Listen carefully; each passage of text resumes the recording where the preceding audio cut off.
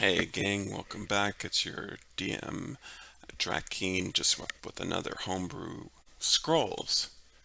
This is from the player's handbook. It says if the spell is on your class's spell list, you can read the scroll and cast the spell without providing any material components. Simple, right? That's all well and good. Um, the issue comes up, what if this what if the spell scroll is Featherfall and you need to cast it as a reaction? Say you're falling off a cliff or something. The scroll's probably going to be in your backpack, right? It's not going to be in your hand. And so you're probably not going to be able to get to it before you hit the ground. And when you use a scroll now, basically you're using the use magic item action. So you can only basically use a scroll as an action.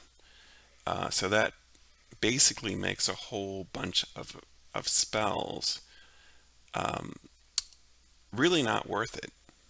So I came up with a solution. Here it is.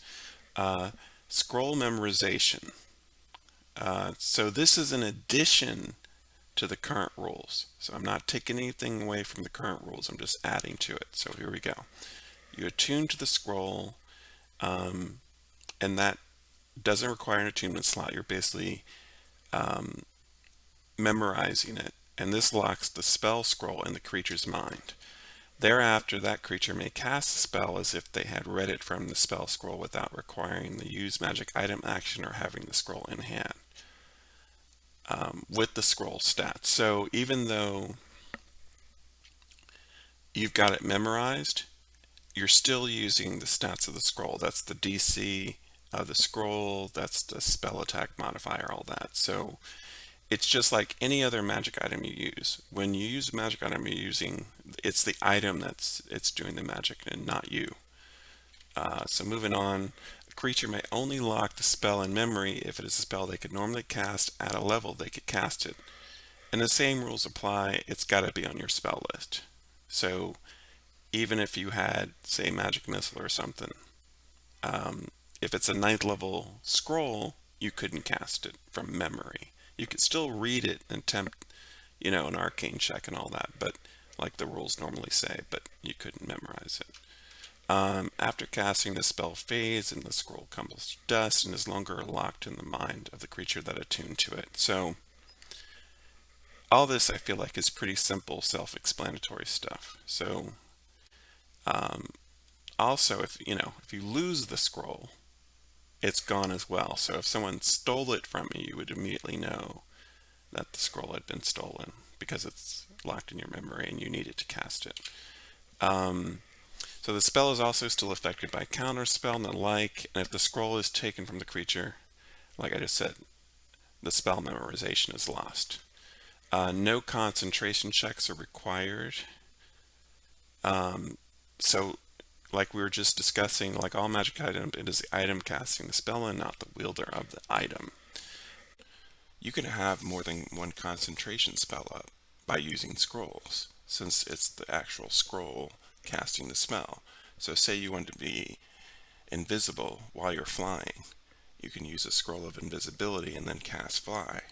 Or for that matter, you can just use two scrolls and make a fly scroll, read that, and then read the invisibility scroll, read that, and I don't know, cast blur on yourself at the same time. So it's a way of doing things that you normally couldn't do.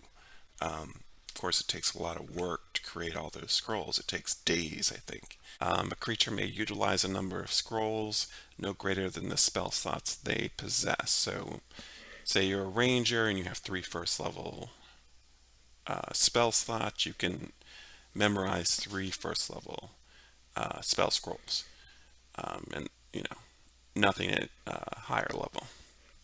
And lastly, the creature may also unattune from the scroll in the normal way to remove the spell from memory. So if you want to get rid of it, maybe choose something else, you can do that. Moving right on to the next homebrew. So this is about rod, staves, and wands. You're probably thinking, what is he going to say about that? So yeah, if you're wielding a magical rod, staff, or wand, you may use that item is a magic weapon and attack with it. So say you all you have is a wand, you don't have any magic items or something, and all you have is like a wand of smiles. Yeah, you could swing with that. And I kind of broke it down like magical rods are considered maces. So rods are generally, historically made out of like metal and stronger materials, so you could use it like a mace would be used. Kind of like the one in Crouching Tiger. Um, Magical staff is considered to be a magical quarter staff melee weapon, and a magical wand is considered to be a club.